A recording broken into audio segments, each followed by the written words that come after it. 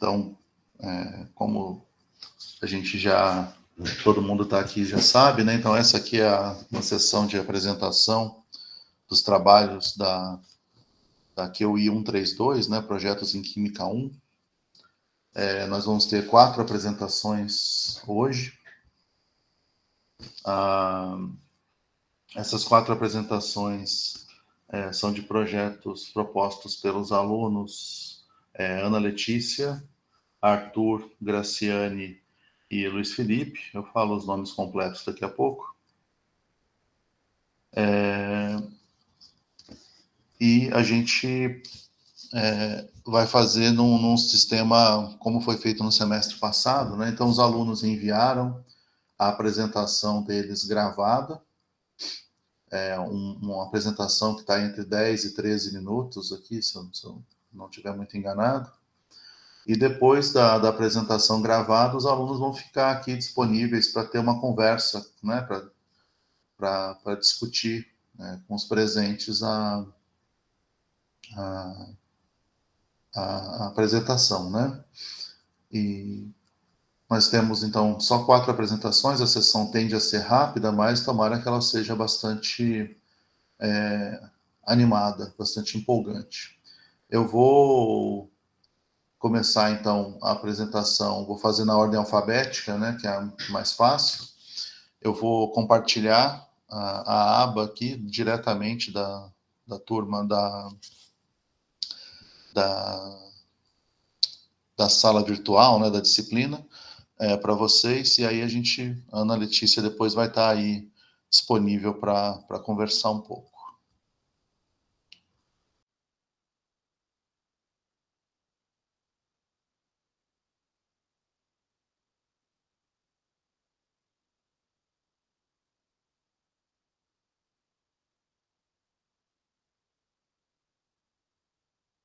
Olá a todos!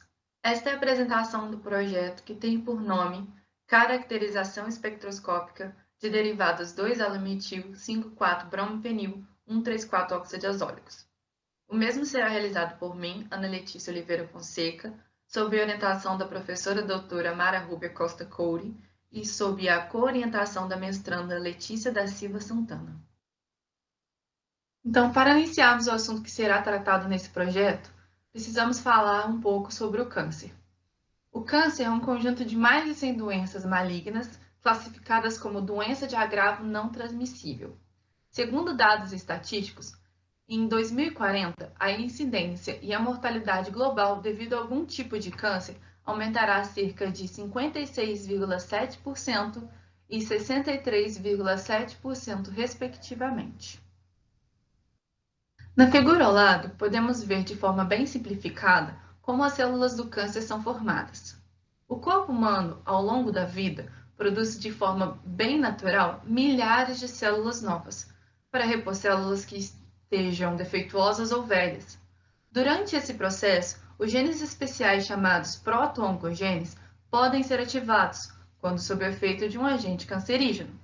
Caso isso ocorra, os mesmos se transformam em oncogenes, que são os principais responsáveis pela formação de células cancerosas. Uma vez formadas, as células cancerosas se multiplicam de forma desordenada e descontrolada e vão substituindo as células normais do tecido. O tratamento do câncer pode ser feito de 3 formas: por cirurgia, radioterapia ou quimioterapia. Na cirurgia, é feita a remoção do tumor antes do início da metástase. A metástase é a fase em que as células cancerígenas se desprendem do local de origem do tumor e passam a atacar outros tecidos do corpo.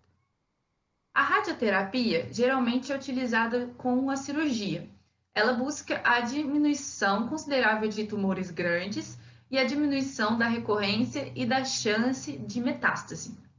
E, por fim, a quimioterapia busca destruir as células cancerígenas através de fármacos que sejam citotóxicos e que atuem de forma específica e que preservem ao máximo células saudáveis.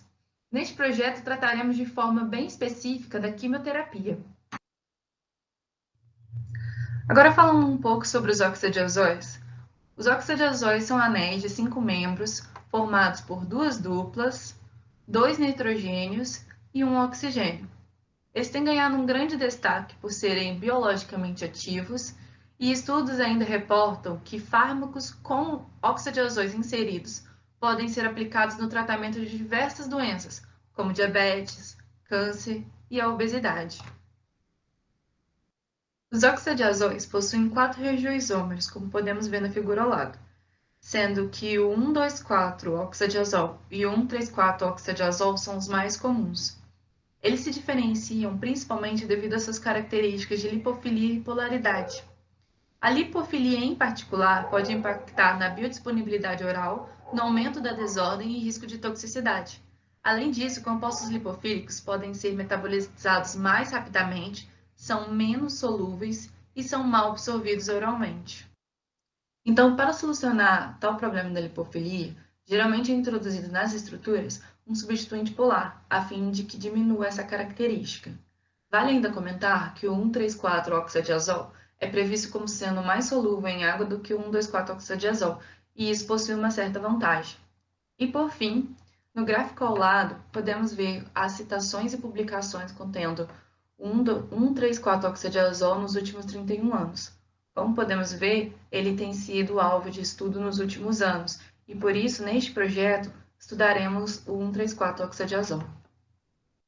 Agora, falando um pouco sobre os substituintes nos derivados oxadiazólicos, estudos indicam que 1,3,4-oxadiazol, contendo fenil ou anéis piridínicos, apresentaram maior atividade nos ensaios citotóxicos se comparado aos demais desse mesmo isômero oxadiazólico.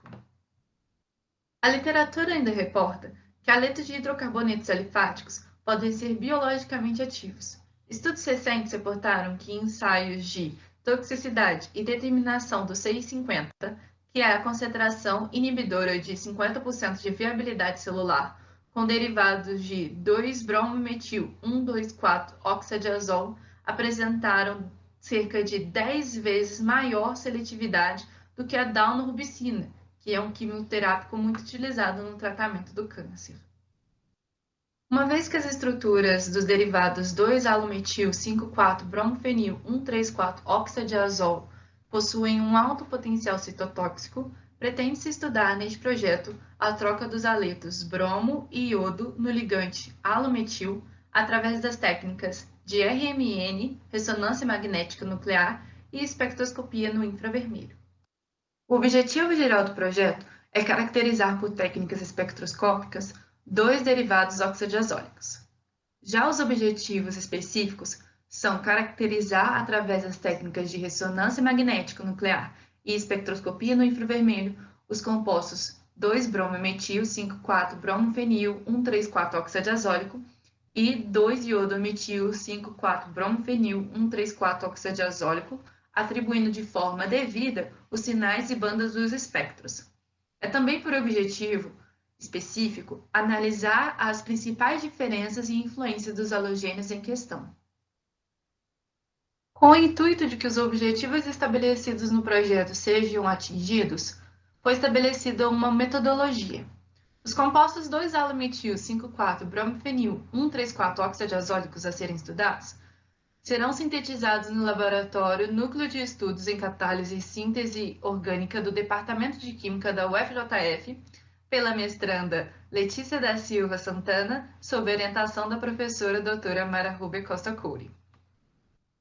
Agora, falando rapidamente, sem entrar em muitos detalhes, sobre o plano de síntese que será realizado pela Letícia para a obtenção dos derivados 1,3,4-oxadiazóis que serão estudados, o plano seguirá em 4 etapas, como bem podemos ver, com uma etapa adicional para a troca de aleto.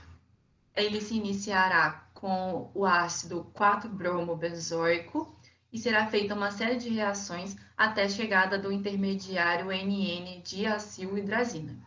Uma vez que for obtido esse intermediário, ele será submetido a um aquecimento com tolueno até que seja obtido o 2-metil 5,4-bromofenil 1,3,4-oxadiazol. Uma vez obtido ele, será feita a troca do aleto bromo pelo aleto iodo através da reação com iodeto de sódio ou com iodeto de potássio, em meio à acetona, como podemos ver no esquema. Os espectros do infravermelho serão obtidos utilizando o espectrômetro Brunker Alpha FTIR MB102, utilizando a técnica de reflectância total atenuada e variando o número de onda de 400 a 4.000 cm-1. Uma vez obtidos, os espectros serão tratados utilizando o programa Orange na versão 8.0. Já os espectros de ressonância magnética nuclear de hidrogênio e de carbono 13 serão obtidos utilizando o espectrômetro Brunker Avance 3 500 MHz na frequência de 500 MHz para o hidrogênio e 125 MHz para o carbono. O solvente utilizado na amostra será o cloroformo deuterado e o TMS, que é o tetrametilsilano, será utilizado como referência interna. Os espectros obtidos serão tratados utilizando o programa MNOVA na versão 14.2.1. Uma vez que forem obtidos os espectros de infravermelho e de RMN no hidrogênio e do carbono 3, serão feitas as atribuições das bandas e dos picos de cada um. Para isso, serão utilizadas referências bibliográficas que já são utilizadas na graduação, tendo em vista que são de boa qualidade. Um bom exemplo é o livro Introdução à Espectroscopia, do Pavia, de 2016. Os resíduos químicos gerados na caracterização dos derivados oxadiazólicos serão reciclados quando possível e ou serão recolhidos e encaminhados para empresas especializadas para que haja o seu devido tratamento e descarte, conforme a norma do Departamento de Química da UFJF. Agora, como resultados esperados, espera-se conseguir caracterizar os dois derivados 2-alometil 5,4-bromofenil 1,3,4-oxadiazólicos por meio da espectroscopia no infravermelho e por meio da ressonância magnética nuclear de hidrogênio de carbono 13. Pretende-se, com esse projeto também, adquirir um maior conhecimento sobre as duas técnicas utilizadas e, por fim, no futuro próximo, almeja-se que os compostos propostos neste projeto possam ser submetidos a um teste biológico para que haja a avaliação de suas atividades citotóxicas. Aqui temos agora o cronograma do projeto. Espera-se fazer a revisão bibliográfica em todos os meses do projeto e obter os espectros de infravermelho dos derivados oxadiazólicos e os espectros de RMN, de hidrogênio e carbono 13 dos derivados oxadiazólicos no segundo e no terceiro mês. Também espera-se fazer a análise e interpretação dos derivados a partir do segundo mês e fazer, por fim, a apresentação do projeto no último mês. E, por fim, os meus agradecimentos. Primeiro ao professor da disciplina, o professor Dr. Gustavo Fernandes Souza Andrade, a minha orientadora, a professora doutora Mara Rúbia Costa Coure, a minha co-orientadora, Letícia da Silva Santana, ao FJF, ao Departamento de Química, à CAPES e à CNPq. Obrigada pela sua atenção.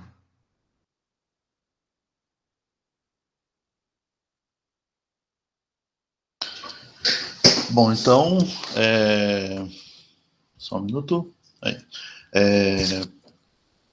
A sessão fica aberta para discussões. Se alguém tiver pergunta para a Letícia, pode ficar à vontade. Pode levantar a mão ou pode simplesmente abrir o microfone.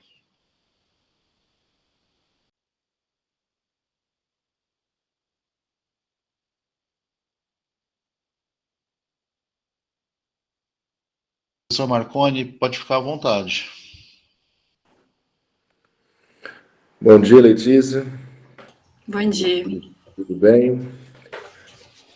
Parabéns. Agora que acabou a apresentação, estou melhor, mas ainda estou nervosa. Não, a apresentação foi muito boa. Parabéns pela apresentação, pelo tema de escolha. Obrigada. Eu tenho, assim, na verdade, curiosidade, né? Qual foi o critério, ou se é que existia um critério de escolha dos aletos a serem estudados, substituídos, vamos assim dizer, né? Por que o brometo e o iodeto? Por que não, sei lá, o cloreto, fluoreto? Por que esses dois? Tem alguma explicação? Tem alguma lógica? Fizeram algum cálculo teórico? Baseou-se em algum relato da literatura? Então, pelo que eu entendi de tudo que eu estudei, foi basicamente um pontapé inicial. A ideia era primeiro você estudar com brometo, ver como que ia, né, como que seria a síntese, como que iria, talvez, num ensaio citotóxico, como ele iria adaptar ali, quais resultados iriam ser obtidos, e testar com iodeto e ter depois esse comparativo para poder saber qual dos dois irá ter uma eficácia melhor e uma seletividade melhor, né, nas células cancerosas. Respondi essa pergunta? Sim, sim. Só uma curiosidade também, uma outra curiosidade, porque normalmente eu trabalhei em colaboração com o grupo da professora Fernanda. Eles sintetizam líquidos iônicos e fazem lá uma reação de troca iônica de hidróxido, né, com o iodeto, e depois eles fazem a caracterização e muitas vezes fazia a caracterização dos aletos pelas técnicas convencionais acabam sendo um complicador. Se utiliza, por exemplo, a titulação. Inclusive, o trabalho, né, baseou-se na ideia de usar a eletroforese para fazer a determinação de iodeto, né, tendo uma precisão muito maior. E a titulação, a gente sabe que ela tem as suas limitações. Como é que vocês pensaram em relação a isso, a verificar essa questão dessa dificuldade, né, em relação a essa caracterização envolvendo aleto? Chegaram a pensar nisso? Acredito que não. É porque, tipo assim, como eu não vou fazer a síntese em si, né, eu vou acompanhar o processo por videochamada com a Letícia, mas, na verdade, foi uma coisa que nem passou pela minha cabeça, então, não sei, tipo, ter uma resposta melhor do que isso. Ok, sem problemas. Quero parabenizar mais uma vez por excelente proposta, tá ok? Sucesso, desejo muito sucesso aí na sua empreitada aí. Obrigada. A professora Mara quer comentar. Mara, fica à vontade. Bom dia a todos. Primeiro, parabéns para a Ana Letícia, né? Gostei muito da apresentação. Realmente é um desafio a gente tentar desenvolver um projeto assim à distância, né? Mas a Ana Letícia sempre foi muito presente, a gente sempre conversava toda semana, e ficar de longe, assim, para realmente desenvolver, realmente fica um pouquinho complicado, mas aos pouquinhos a gente vai chegando lá, né, Ana Letícia? A gente vai conhecendo aí o trabalho. Vou só complementar o que a Ana Letícia falou, né, para o Marconi, essa questão da escolha do aleto realmente ver qual que é a ação dos aletos na atividade biológica. A gente já tem uma experiência no grupo e a gente quer começar realmente com o bromo e o iodeto, porque a gente tem uma noção da citotoxicidade desses compostos e a gente imagina qual seja o mecanismo de ação. Então, a gente quer confirmar se de fato é o que a gente está propondo. E daí, o bromo e o iodeto, eles seriam os melhores halogênios para a gente chegar nessa conclusão, né? Mas a nossa ideia realmente é verificar o cloro, o bromo, o iodo. Como é um projeto, é uma disciplina, o tempo é corrido, a gente selecionou para a Ana Letícia esses dois, tá? Então, a gente já tem uma noção da citotoxicidade desses compostos, a gente já vem estudando, então, como a gente imagina que esses seriam os resultados melhores, a gente colocou para a Ana Letícia, né, e espero que dê certo. Com relação à caracterização, Marconi, eu acho que nesse caso, o mais difícil para a gente seria obter esses compostos. De que forma que a gente vai acompanhar isso pela reação e ver que realmente trocou. Agora, a caracterização espectroscópica, eu acho que ela não vai ser muito difícil por conta de sinais característicos que a gente vai ter no RMN, né, no infravermelho. Como a gente não está trabalhando com líquido iônico, esse intermediário, por exemplo, o brometo, ele é fácil de caracterizar, a gente consegue isolar, inclusive a gente já isolou, né? Aí, obviamente, tem a questão de otimização de rendimento, mas eu imagino que a caracterização, nesse caso, no nosso caso, ela vai ser mais simples, tá? Pelo menos é o que a gente espera. Por RMN, parece ser mais tranquilo. Então, a gente quer unir essas técnicas espectroscópicas para perceber que realmente houve a troca do bromo pelo iodo, do cloro pelo iodo, e aí, na hora que for fazer o teste biológico, a gente ter certeza disso para poder inferir algo sobre o mecanismo de ação. Era isso, obrigada. Obrigado, professora. Eu também agradeço pelos comentários, Mara. Alguém mais quer conversar com a Ana Letícia um pouco? Bom, se não, eu vou fazer o papel de todo mundo, né? Queria parabenizar, então, a Ana Letícia pela apresentação, e só tem eu para fazer isso, porque ninguém mais abriu a câmera, e aí a gente continua no caminho aí para a apresentação do Arthur. Tá bom? Obrigada, Gustavo, pelas palmas, me senti muito lisonjeada. E a professora Amara por tudo que ela me ajudou, e a Letícia também, porque elas tiveram que aturar eu fazendo cada pergunta durante o semestre, então eu queria agradecer de forma bem pública. Muito bem. Então vamos lá para o Arthur, e aí a gente...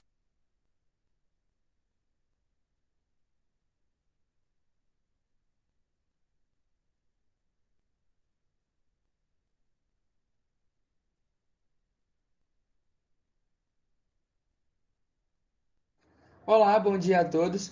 Meu nome é Arthur Voyames de Castro Velasco e agora eu vou apresentar para vocês o meu projeto, cujo título é Identificação e Avaliação de alguns marcadores químicos associados a características intrínsecas da qualidade do uísque, uma revisão.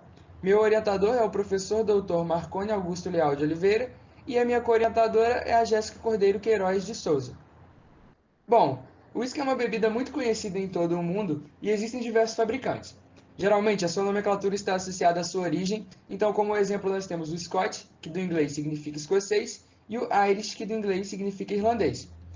O whisky escocês, o Scotch, é a bebida alcoólica mais influente ao redor do mundo. Suas exportações rendem aproximadamente 30 bilhões de reais ao ano, sendo o Brasil o quarto maior mercado em volume. Porém, devido a estruturas tributárias e altas tarifas de importação, esse processo acaba se tornando caro e burocrático. As características de cada whisky estão diretamente relacionadas às matérias-primas utilizadas em sua produção, bem como ao processo de destilação. Logo, então, podemos apontar a diferença entre o whisky escocês e os demais, visto que para um whisky ser considerado escocês, este produto deve seguir vários critérios bem especificados, onde estão destacados a seguir. Ele deve ser produzido inteiramente na Escócia, a partir de água e cevada maltada, para que outros cereais possam ser adicionados. Deve ser destilado a um teor alcoólico inferior a 94,8%, para que se mantenham o aroma e o sabor derivado das matérias-primas. Deve ser amadurecido na Escócia, em barris de carvalho com volumes inferiores a 700 litros por no mínimo 3 anos, e produzido sem nenhum aditivo adicional, além de água e caramelo puro para coloração. Atualmente, existem então 3 tipos de whisky disponíveis no mercado, que são o whisky blended, o whisky de grão e o whisky de malte. O whisky blended, do inglês, o blended significa misturado. Então, como o próprio nome já diz, esse whisky é produzido a partir de uma mistura de whisky de malte com whisky de grão. O whisky de grão é produzido a partir de misturas de grãos como cevada, trigo e milho e são destilados continuamente em um destilador de coluna. Além do whisky de grão comum, também existe o whisky de grão único, onde é usado somente um grão em sua fabricação. Aí, neste caso, pode ser utilizada a cevada maltada ou não maltada. O whisky de malte é produzido de cevada maltada, e o que diferencia ele do whisky de grão único é a destilação, que é feita em alambiques de cobre. Existe também uma variação do whisky de malte que é chamada de blended malt whisky, quando se trata de uma mistura de whiskies de malte provenientes de outras destilarias.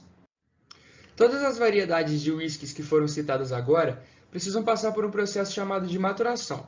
Nessa etapa, o whisky passa por um processo de envelhecimento em barris de madeira, objetivando incorporar as características sensoriais ao produto. O tempo mínimo de envelhecimento no processo de maturação segue regulamentos rígidos e variam em cada país com base em suas tradições. Então, como exemplo, na Irlanda, Canadá, Japão, Nova Zelândia, Austrália e Escócia, o tempo mínimo nesse processo de envelhecimento é de 3 anos. Nos Estados Unidos, esse tempo mínimo é de 2 anos. E no Brasil, de acordo com a Instrução Normativa de 2011, a bebida deve permanecer no processo de maturação por um tempo mínimo não inferior a 1 ano. A composição química final do produto, ao final da maturação, estará então diretamente relacionada ao tempo de descanso, a madeira que foi utilizada e o tratamento térmico que foi aplicado não só à bebida, mas também ao barril que foi utilizado, que muitas vezes são tostados e carbonizados antes do preenchimento com a bebida. Dessa forma, quanto maior o tempo de envelhecimento, maior então será a disponibilidade das substâncias provenientes da madeira que serão incorporadas ao produto. Então, as características organolépticas são intensificadas por meio desse processo de maturação, o que agrega um valor econômico considerável ao produto. E devido a este fato, o produto está sujeito a diversas formas de falsificação e adulteração.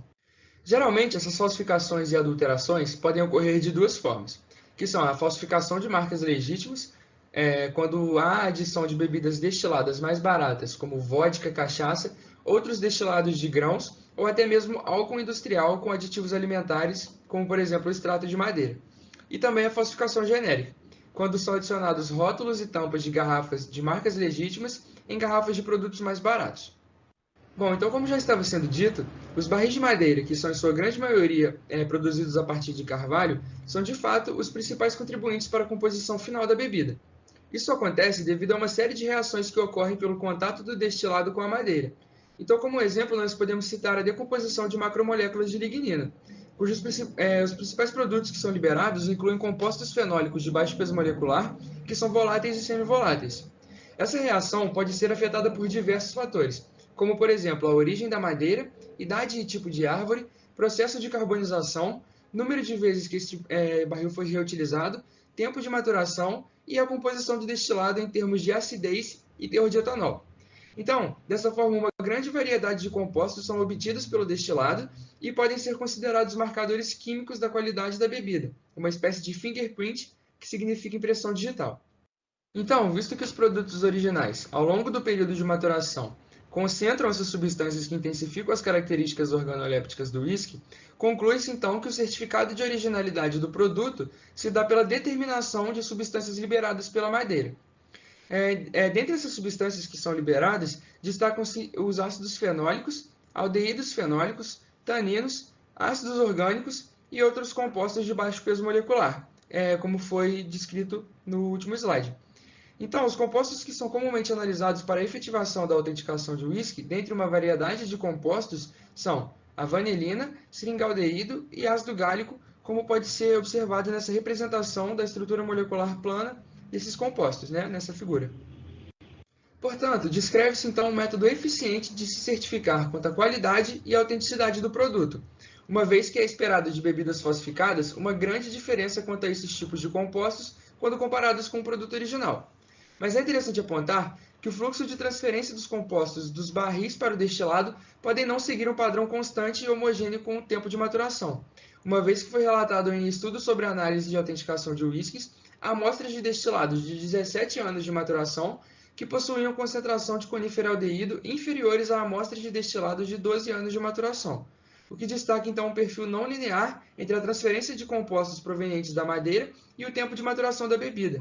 Mas isso pode estar associado à degradação do barril utilizado, visto que muitas vezes estes barris podem ser reutilizados pelas destilarias, o que confere então uma diferença no fluxo dos compostos da madeira para a bebida, de um barril novo para um barril que já foi muitas vezes reutilizado. Então, o uso de variadas técnicas analíticas são comumente empregadas para a efetivação da autenticação, bem como para a determinação da origem do whisky. Como, por exemplo, foi utilizada a espectrometria de massa com plasma acoplado indutivamente e espectroscopia de absorção atômica com geração de vapor frio para se distinguir o whisky produzido na Irlanda dos demais produzidos em outros países, uma vez que foi concluído que o whisky irlandês é caracterizado por possuir uma quantidade elevada de bário e titânio em relação às demais amostras de whiskies provenientes de outros países. Além disso, foi utilizada espectrometria de massa de ionização de spray de papel para quantificar a adulteração de whisky por cachaça. Em outros estudos, foram relatados o uso de cromatografia gasosa acoplada à espectrometria de massa, cromatografia gasosa de alta resolução acoplada à olfatometria, cromatografia gasosa multidimensional associada à espectrometria de massa e olfatometria, cromatografia gasosa com detecção de ionização de chama, cromatografia líquida de alto desempenho com detecção UV-Vis e eletroforese capilar. Todas essas técnicas utilizadas para a efetivação da autenticação de uísque. Então, no presente trabalho, será realizada uma revisão bibliográfica sobre a análise de autenticação do uísque, tendo como foco a comparação entre as seguintes técnicas: cromatografia líquida, cromatografia gasosa e eletroforese capilar. A cromatografia líquida é muito utilizada para a quantificação de analitos por meio de curvas analíticas e utilização de padrões, o que nos permite inferir, então, estudos estatísticos nos dados obtidos pelos artigos que forem selecionados. A cromatografia gasosa foi escolhida para essa revisão devido à sua grande relevância e ampla utilização nos trabalhos relatados quanto à autenticação de uísque, como pode ser observado no último slide, além de ser bastante pertinente devido à grande quantidade de marcadores químicos voláteis presentes na bebida. A eletroforese capilar é um método que oferece muitas vantagens quanto à efetivação de análises em bebidas, devido à grande compatibilidade com diversos tipos de detectores. Bom, finalizada a introdução, nós temos como objetivo geral do trabalho revisar a identificação e quantificação de compostos encontrados em amostras de uísques falsificados e originais, com base em técnicas analíticas de cromatografia líquida e gasosa e eletroforese capilar. Para tanto, foram definidos os seguintes objetivos específicos: selecionar artigos científicos recentes que utilizam essas técnicas de análise, realizar uma análise comparativa a partir dos artigos selecionados entre os métodos analíticos utilizados para esta finalidade, comparar critérios de otimização como gastos de amostras, solventes, tempo e frequência de análise, efetuar um levantamento quanto à química verde e agravamento do meio ambiente relacionadas à efetivação destas análises, redigir uma revisão crítica sobre os critérios analisados e realizar um estudo de meta-análise com os dados obtidos pelos artigos selecionados. Agora, sobre a metodologia, o primeiro passo a se tomar será a realização da busca da literatura de periódicos recentes. Para isso, serão utilizadas as bases do Web of Science, Science Direct, SciFinder, entre outras bases como o Google Scholar. Dessa forma, as palavras-chave que irão ser utilizadas para a realização das buscas foram definidas e serão pesquisadas em inglês. As palavras são whisky, autenticação, tempo de maturação, barril, madeira, destilado, fenólico, eletroforese capilar e cromatografia. As palavras-chave não serão aplicadas todas de uma vez, pois isso iria especificar demais as buscas e não seriam encontrados muitos resultados.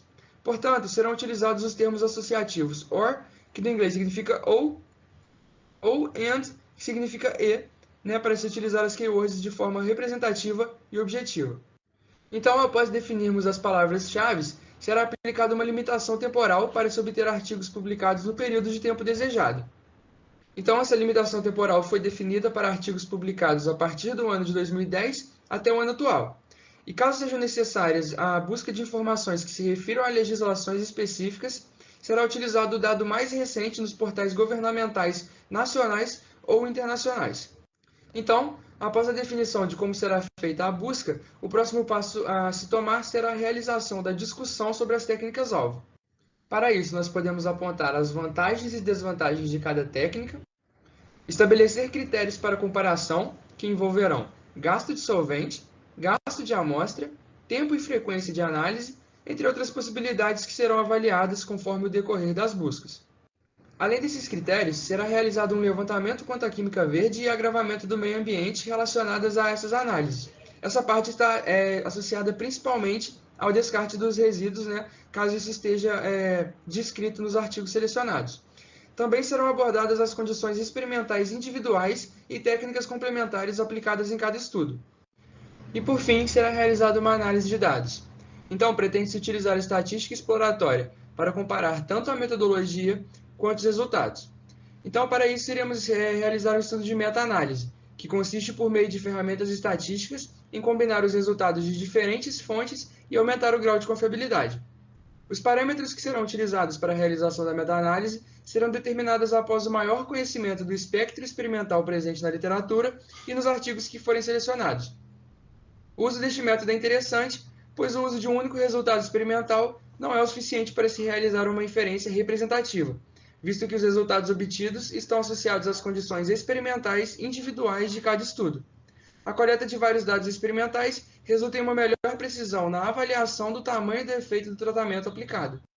Agora, sobre os resultados esperados, após realizar uma comparação entre as técnicas que foram selecionadas, espera-se conseguir estabelecer as principais vantagens e desvantagens de cada uma das técnicas, propor eventuais métodos complementares e condições experimentais que possam ser aplicados, poder indicar qual o melhor método se enquadra para esta finalidade em termos de efetividade e praticidade, e buscar sugerir alterações que possam ser positivas para a sua utilização.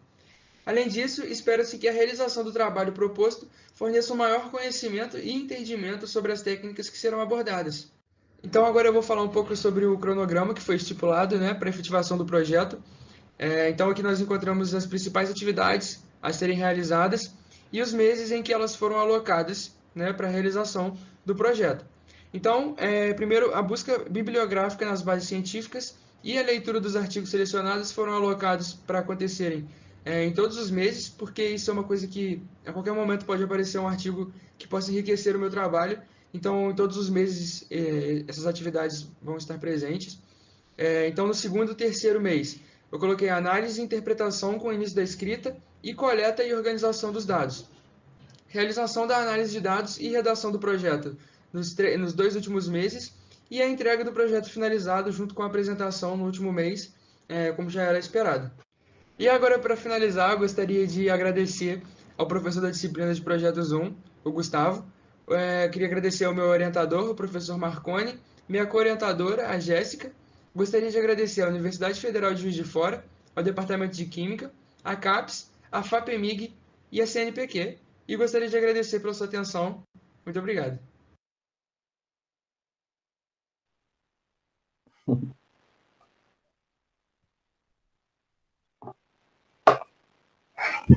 Muito bem. Bom, o Arthur está aí disponível para para perguntas do público. Alguém tem pergunta para o Arthur?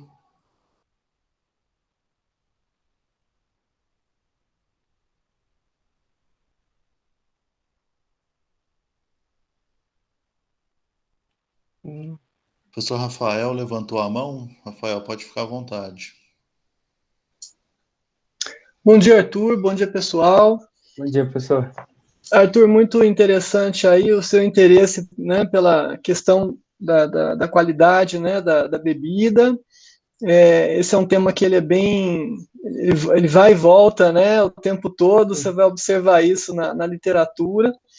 E acho que vocês estão sabendo fazer um trabalho teórico, né? Então, a metodologia envolve o que vocês vão procurar na literatura, né? Então, gostei disso daí. E buscando contribuir um pouquinho, eu queria perguntar para você como é que você pretende comparar as técnicas? Sim, então, na verdade, sobre as técnicas, né, a gente estava pensando em fazer essa meta-análise, né, que é essa análise de dados, que de uma forma a comparar não só os resultados, mas também a metodologia, né? A gente pretende usar o Python para tentar desenvolver um script, ou então, né, só reutilizar um script utilizando os princípios da meta-análise e da programação, de forma que a gente possa obter esses resultados que serão previamente estudados, interpretados, né, de forma correta, para a gente poder fazer essa comparação por meio dessa forma estatística, entendeu? Ok. Realmente dá para fazer assim, né? É bem interessante aí essa estratégia de vocês, mas eu queria lembrar da importância de você definir os parâmetros analíticos, certo? Então, são técnicas, né, da área de separações, então as cromatografias são muito parecidas, a eletroforese também, mas ela já tem as suas peculiaridades, né? Então, acho importante você estabelecer, por exemplo, né, faixa de trabalho, seletividade, né, a própria exatidão, precisão, a detectabilidade, que vai ser importante também. Então, né, faz uma lista aí desses parâmetros, e aí você observa também como, né, os diferentes autores estão abordando esses parâmetros, porque até o como eles fazem isso vai dar uma pista para você de quão confiáveis são os resultados, né? Então, eu acho que é importante você considerar isso também, tá? Mas gostei bastante da apresentação, né? O tema, vocês sabem que me agrada, essa parte de química de alimentos, né? Então, desejo aí boa sorte no trabalho, tá bom? Muito obrigado, professor. Bom dia. Ok, obrigado. Tchau, pessoal. Muito bem. Mais perguntas para o Arthur?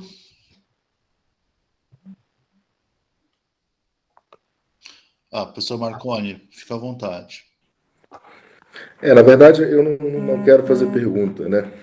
As perguntas que eu tinha que fazer, eu já fiz ao longo aí do período. Na verdade, eu quero levar à baila, né, a ciência de todos, que esse projeto foi uma iniciativa do Arthur, ele que foi atrás. Na verdade, a minha participação e a da Jéssica foi mínima, então acho que os méritos têm que ser dados aí de maneira muito assertiva, né? E agradecer também ao professor Gustavo, que teve aí tendo a maior parte do trabalho, né, em relação a esse desenvolvimento. Então, quero parabenizar o Arthur pela iniciativa e, com certeza, o desenvolvimento do projeto vai ser muito, muito promissor. Obrigado, professor. Bom, pessoal, se ninguém tem mais perguntas, a gente então encerra também com o Arthur. De novo, né? Fica só eu, mas eu acho que eu represento todo mundo. Obrigado, professor. Parabéns, Arthur. Muito obrigado. Né? E agora vamos para projetos 2, né? É isso. Muito bem. Boa apresentação para os restantes. Ok, então vamos agora para a próxima palestrante, né, da sessão. A gente vai, então... Espera aí que o Google resolveu... enfim. Que vai ser a Graciane. Só um minutinho. Vamos lá.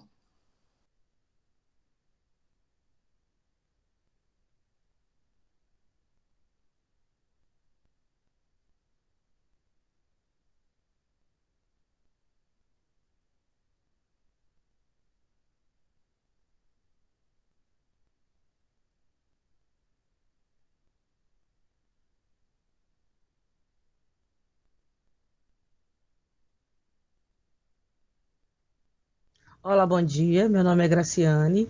Esta é uma apresentação de projetos 1 que tem como título Avaliações de alguns marcadores químicos em manteiga e margarina, um estudo comparativo. Como orientador, nós temos o professor Dr. Marconi Augusto Leal de Oliveira. Como co-orientadora, a mestre Olívia Brito de Oliveira Moreira. E como discente, Graciane Cristina de Brito.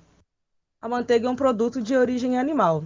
Ela é obtida a partir da nata do leite, através do processo de batedura, o qual tem por finalidade separar a fase gordurosa da fase líquida, no caso, o leitelho. A manteiga contém a gordura como seu componente majoritário, podendo apresentar teores iguais ou maiores que 80% em massa. Além disso, podemos encontrar outros componentes em menores proporções, como carboidratos, proteínas e vitaminas. Quanto ao seu processo de produção, ele se deu de forma artesanal, mas com o passar dos anos, esse processo artesanal foi cedendo espaço para processos industriais, o qual se predomina até os dias atuais. Apesar dessa predominância do processo industrial na produção de manteiga, ainda existem processos artesanais de produção de manteiga até hoje. A margarina foi um produto criado através de um desafio proposto pelo imperador francês, o Napoleão III. Ela deveria substituir a manteiga e conter características similares à mesma. A margarina, ela seria destinada às forças armadas e às classes mais populares da França. A margarina ela pode ser definida como emulsão gordurosa estável com predominância de origem vegetal. Mas, apesar dessa predominância, ela pode conter até 3% de gordura láctea em sua composição. De início, a produção de margarinas ela foi introduzida pelo processo de hidrogenação, o qual transforma óleos de origem vegetal em gordura saturada.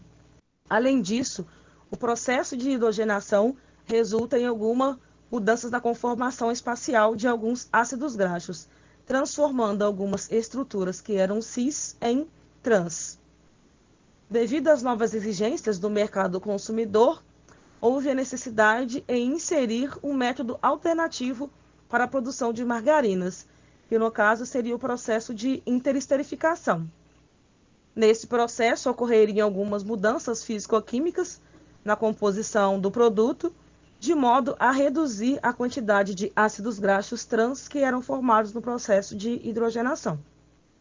Na figura 3, nós temos uma hidrogenação parcial de um óleo vegetal, no qual nós podemos observar que nem todas as duplas ligações elas são rompidas após passar pelo processo de hidrogenação parcial.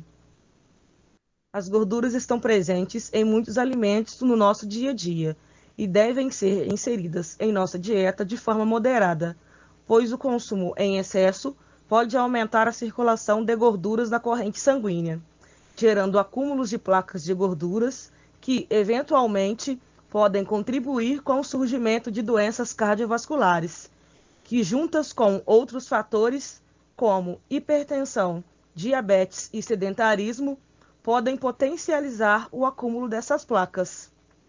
Mas, apesar desse paradoxo, precisamos inserir em nossa alimentação lipídios que são fontes de ácidos graxos essenciais, pois estes participam do processo fisiológico, da composição dos tecidos e também são fontes de reserva energética para o nosso corpo. Sabendo que tanto a manteiga quanto a margarina apresentam altos teores de ácidos graxos em sua composição, acreditamos que esses ácidos graxos podem ser potenciais indicadores químicos de qualidade para ambos os produtos. Na tabela 1, nós temos os valores nutricionais de uma margarina e podemos ver que nós temos gorduras totais, gorduras saturadas, gorduras mono e poliinsaturadas. Nós temos 2 ácidos presentes, no caso o ácido linoleico, o ômega 6, o ácido linolênico, o ômega 3. Nós temos sódio, vitamina A e vitamina B1.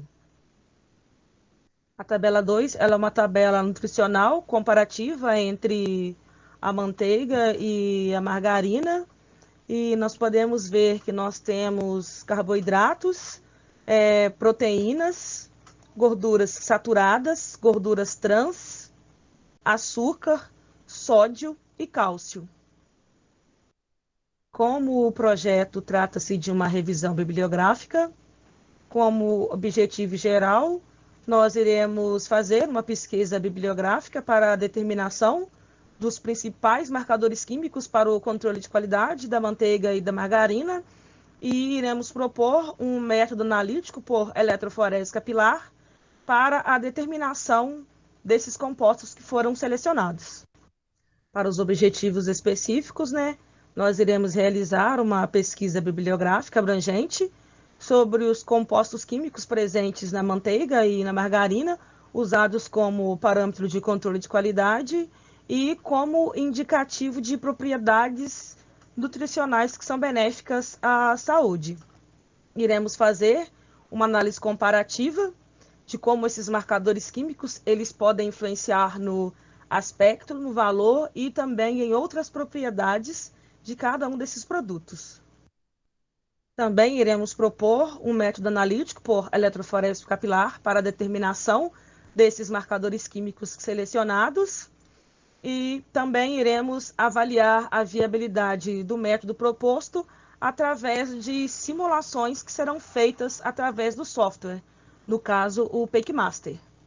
Para a metodologia, iniciaremos uma busca de dados eletrônicos no Scopus, Cielo, Google Acadêmico e Web of Science. Para isso, nós iremos dispor de algumas palavras-chave que estarão escritas em inglês. São elas ácidos graxos mais margarina, ácidos graxos mais manteiga, controle de qualidade da manteiga e da margarina, composição química da manteiga e composição química da margarina.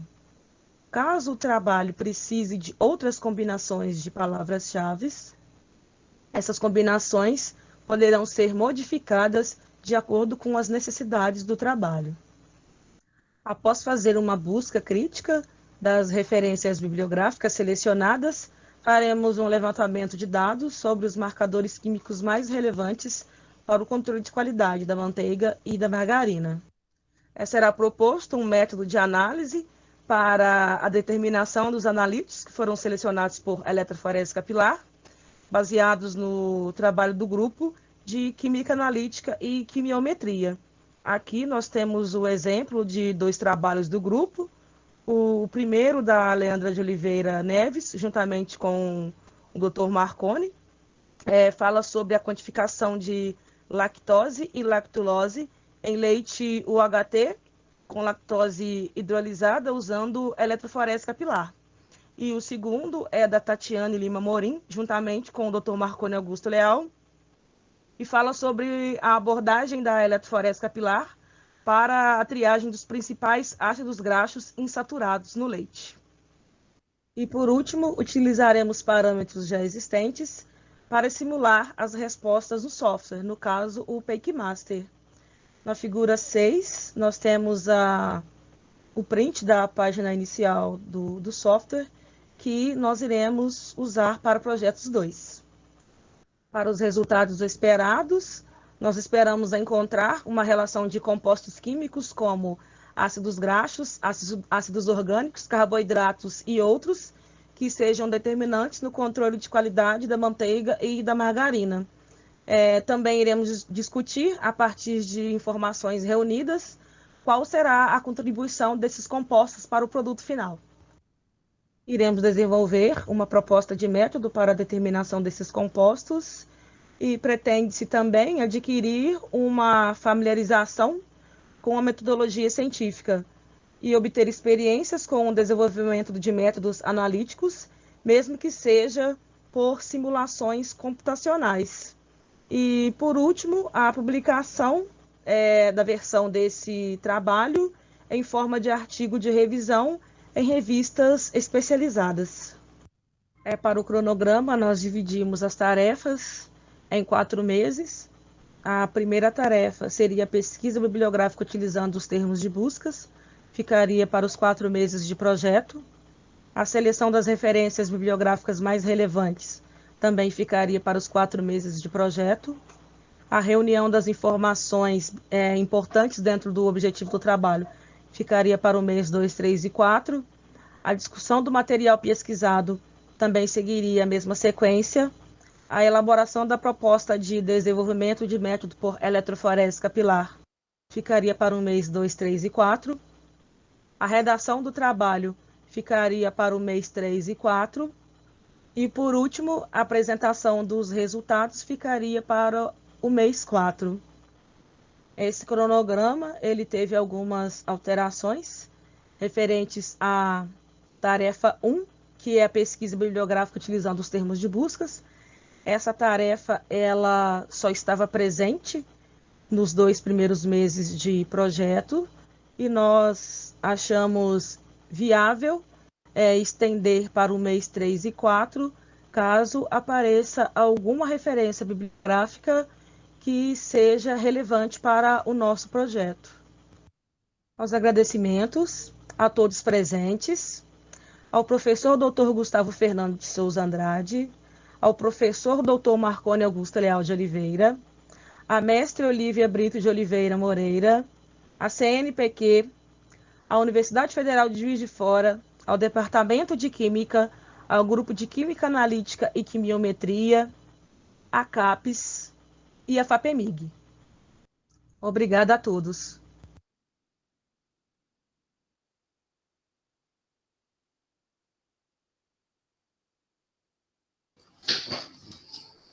Muito bem. Acho que a Graciane está aí disponível para responder eventuais dúvidas, aí, ter uma conversa com o pessoal. Alguém tem perguntas para a Graciane?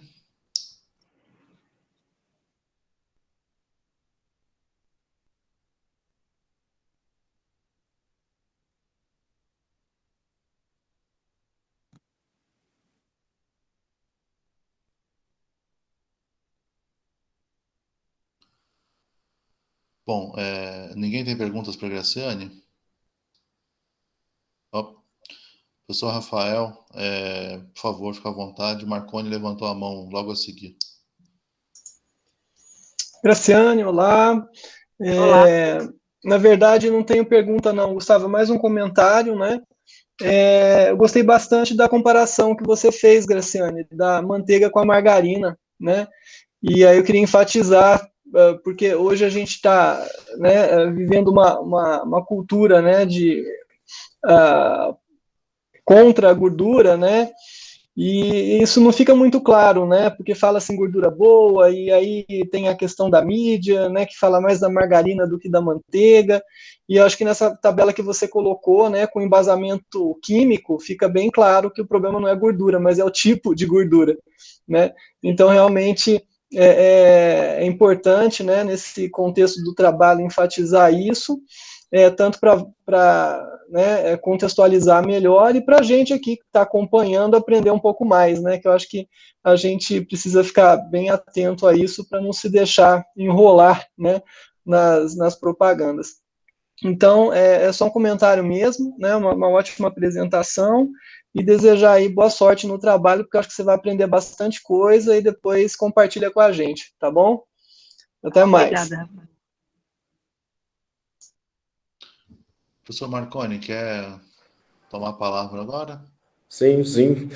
Na verdade, eu quero parabenizar a Graciane, né, pelo avanço, pela excelência conquistada em função desta transformação que houve, né? A Graciane, quando chegou para poder fazer a execução do trabalho, e no início da execução estava muito nervosa, né? Desesperada, achando tudo muito difícil, e hoje eu fico muito feliz de ver esse avanço, né? A sua superação. Tá muito bonito aí a sua proposta, aprendi com você, né? Igual eu falei com você a respeito do Napoleão, nem sabia que era o Napoleão que tinha tido essa ideia da margarina. Então, agradecer aí pela oportunidade de te orientar e pelo sua excelente apresentação e trabalho, ok? Obrigada, Marconi, eu que agradeço. Bom, mais alguma pergunta ou comentário para a Graciane?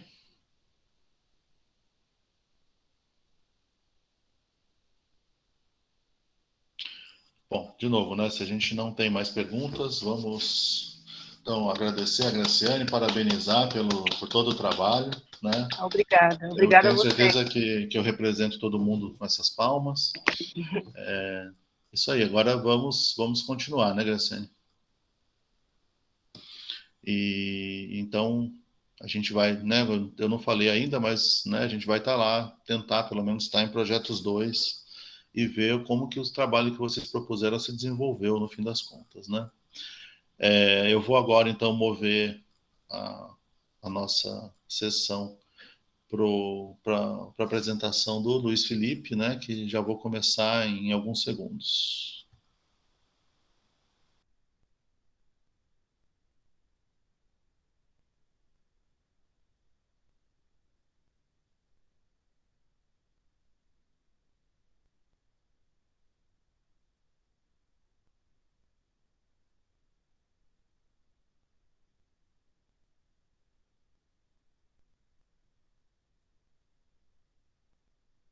Identificação de métodos físico-químicos para o isolamento da prata metálica a partir de resíduos mistos de prata, ferro e enxofre. Meu nome é Luiz Felipe Cantarina Adriano e meu orientador é o Richard Michael Grazul. A prata é um metal branco e brilhante, excelente condutor de calor e eletricidade. Essas duas características conferem a ela uma gama gigante de aplicações, que vão desde a joalheria até a medicina. A prata está presente hoje em todos os equipamentos eletrônicos. Se tem um botão de ligar e desligar, provavelmente vai ter prata dentro. Ela também é conhecida como o melhor condutor do mundo, e é dessa forma que atua nos painéis solares. Aqui, na forma de pasta, a prata é alocada próximo ao silício em contato com ele, e quando a luz solar atinge o silício, vai liberar elétrons. A função da prata é capturar esses elétrons e conduzir para uso imediato ou armazenamento. A aplicação da prata na medicina já acontece já faz um tempo. Na época das grandes viagens marítimas, os marinheiros costumavam jogar moedas de prata entre anéis de água e vinho para manter os líquidos frescos. Algum tempo depois, os médicos costumavam jogar nitrato de prata no olho de recém-nascidos para evitar conjuntivite neonatal. A prata também serve como revestimento de materiais cirúrgicos e pode ser usada contra superbactérias, como é o caso da Staphylococcus aureus, que provoca infecções hospitalares. Os íons de prata conseguem penetrar nas paredes celulares e destruir ligações estruturais. A obtenção global da prata acontece por 4 vias principais. A primeira delas é a mineração, que ocupa 80,3% no total, seguido pela reciclagem, com 18,6%, e 0,9% de investimentos. Com investimentos, eu quero dizer que as mineradoras vendem prata que ainda não foram mineradas, então entram nessa parcela aí. E uma parcela menor ainda, de 0,1%, é o que eles chamam de órgãos oficiais. O mercado da prata caiu 4% no ano de 2020, afetado bastante pela situação do Covid. Mas, a despeito disso, a reciclagem de materiais, a reciclagem de prata, seguiu crescendo. Cresceu 7% de 2019 para 2020 e 8% de 2020 para 2021. Aqui na direita, a gente tem os principais países mineradores de prata: o México, Peru, Chile, China e Austrália. Na esquerda, as principais fontes de recuperação, que é a indústria, a joalheria, talheres e a indústria fotográfica. Agora, tentando destacar um pouco a importância da reciclagem de metais, não da prata especificamente, mas de qualquer metal. O primeiro ponto positivo é a capacidade de preservar fontes naturais. Segundo a Fundação Ambiental Planet Mark, a cada tonelada de prata reciclada, isso salva 5 toneladas de bauxita que não precisa ser minerada, né? Outro aspecto que está relacionado com isso é a de emissão de CO2. Para cada tonelada de alumínio que é reciclado, isso evita a emissão de 9 toneladas de CO2. Então, os efeitos ambientais, os pontos positivos na reciclagem de metais, do ponto de vista ambiental, é bem presente. Além disso, pode ajudar o meio ambiente de forma indireta também, porque quanto mais prata disponível, mais barato vai ser a prata, e, consequentemente, então, mais baratos os produtos feitos de prata. Então, por exemplo, se a quantidade de prata disponível for grande, vai diminuir o preço dos painéis solares, então consegue energia renovável de forma mais eficiente. Outro ponto positivo é que, ao ser reciclados, os metais mantêm as suas propriedades, ou seja, eles podem ser reciclados sucessivas vezes e ainda assim manter as suas propriedades iniciais, podendo entrar então num ciclo de uso e reciclagem que mantém a quantidade de metal praticamente constante, né? E, por fim, outro ponto positivo é que reduz a quantidade de lixo acumulado. Aquela placa de circuito ou televisão velha que normalmente ficaria em um aterro vai ter destino para isso, né? Por mais que não seja tudo metal, não seja tudo aproveitado, vai evitar que esse material fique em um aterro sanitário ou exposto a lixão a céu aberto. Uma fonte particularmente interessante da reciclagem de prata é a reciclagem a partir de radiografias. Isso porque ela tem um alto potencial de recuperação. Cerca de 2 a 9 gramas de prata pode ser recuperada por quilo de resíduo.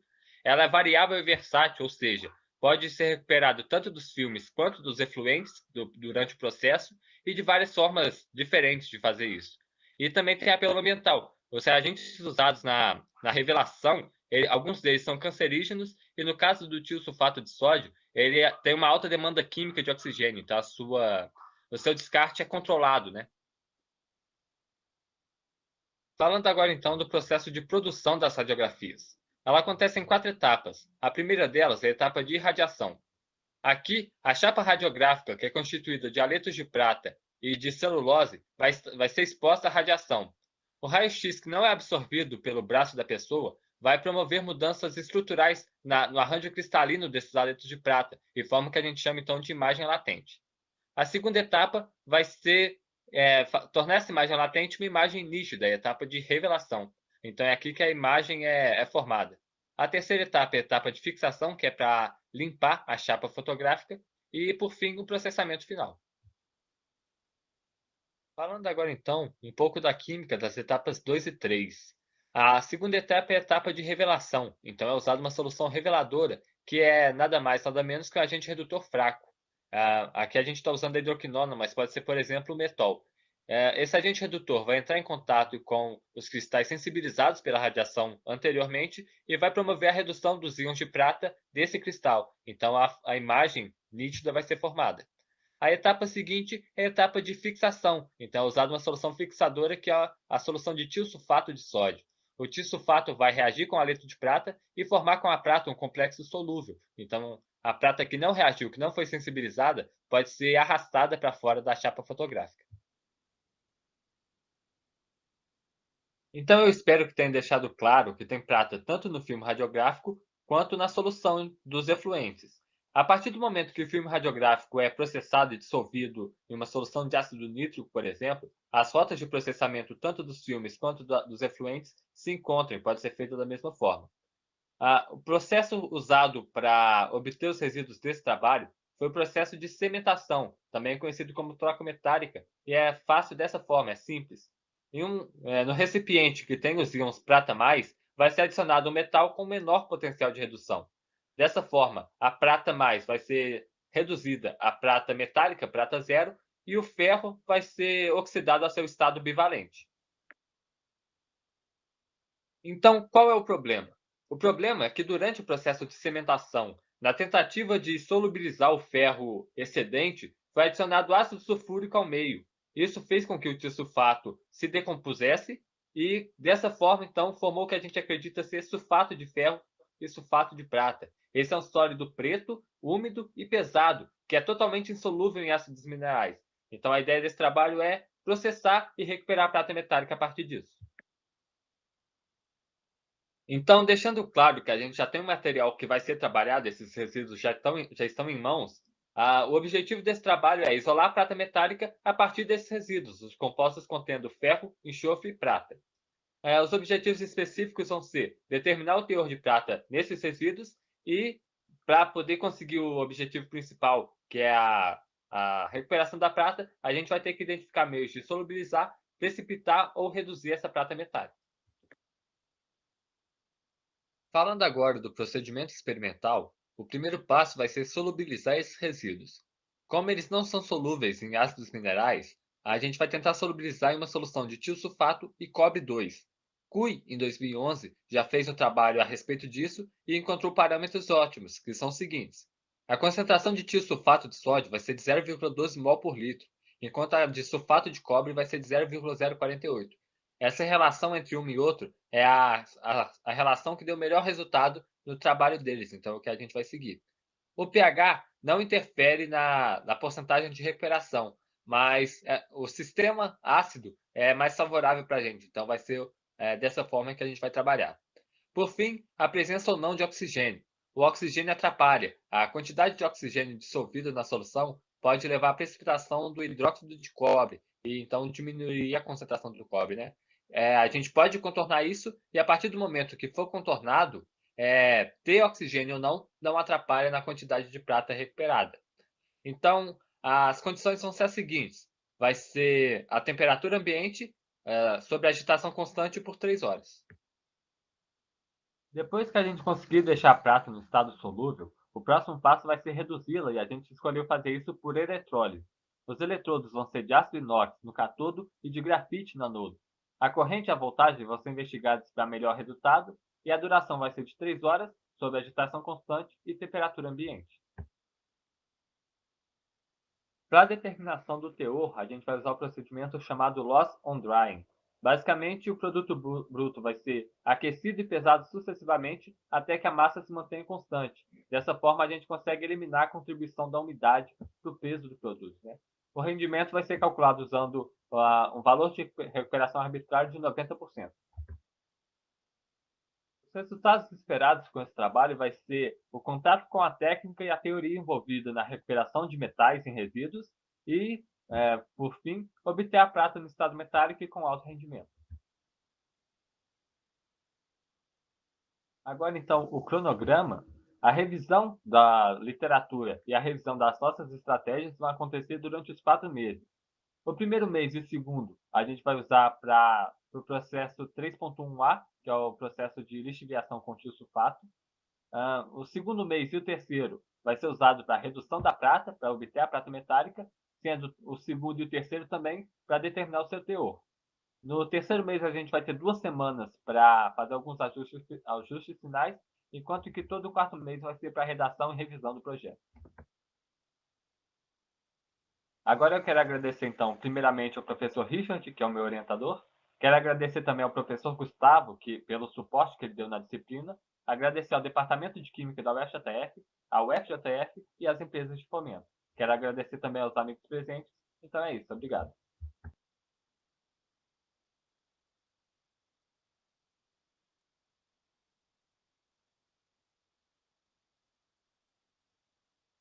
Muito bem. Agora o Luiz Felipe está aí disponível para qualquer dúvida que tenha surgido aí, com algum questionamento. Podem ficar à vontade.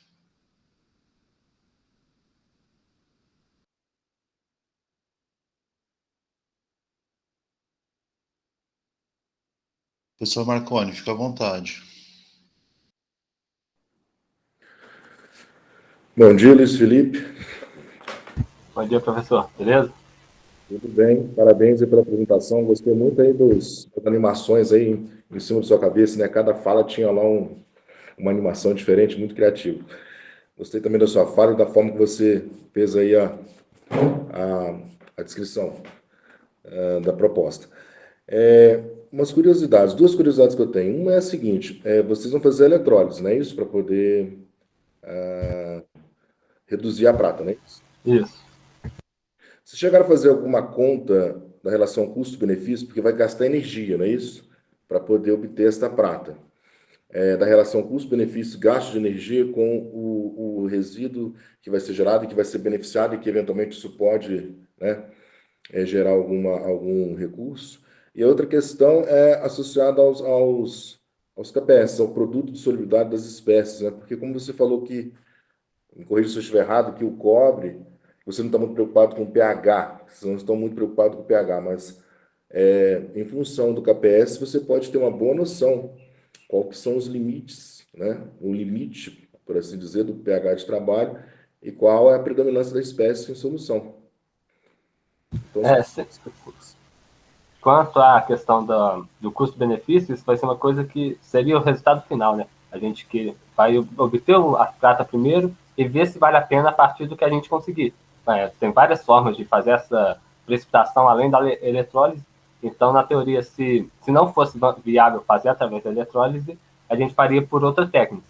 Agora, a respeito do KPS, eu estou ciente, sim, dessa questão da solubilidade, mas eu estou seguindo o artigo que eu me baseei para essa técnica, né? Eles variaram bastante a faixa de pH no trabalho que eles fizeram, e no resultado de recuperação, isso não alterou tanto o quanto eles conseguiam obter. O que mudava ia ser as espécies que estariam em soluções, então, estariam em solução, e para trabalhar com as espécies que são formadas no meio ácido é mais fácil para a gente, não vai dar tanto trabalho como a solubilização, por exemplo.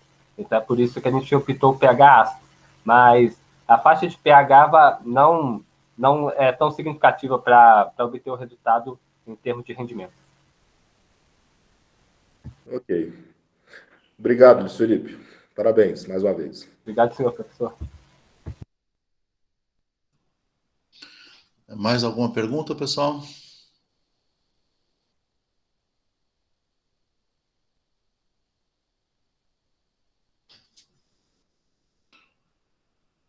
Bom, se a gente não tem mais questionamento para o Luiz Felipe, não sou eu que vou fazer, né? Porque eu já passei o semestre inteiro pegando no pé dele e dos outros 3 estudantes que conseguiram, né?